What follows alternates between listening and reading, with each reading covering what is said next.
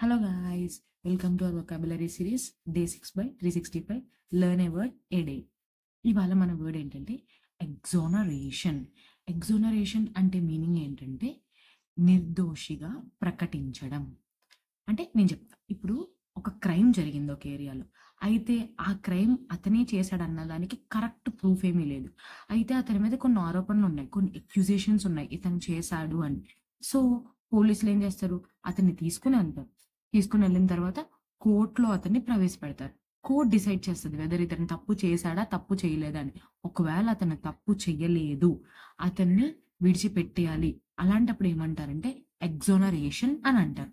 అంటే ఏంటంటే నిర్దోషిగా ప్రకటించడం.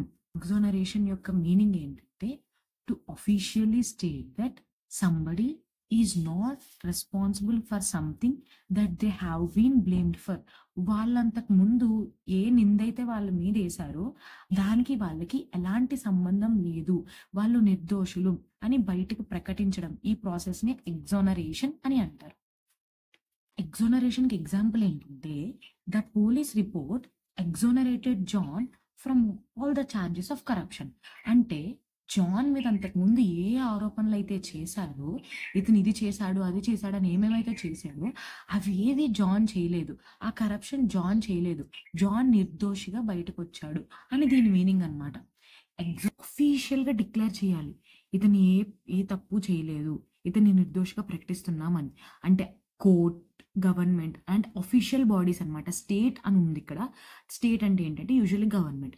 ఇప్పుడు ఏ గవర్నమెంట్ బాడీ వర్క్ చేస్తుంది దీనిపైన? కోర్ట్.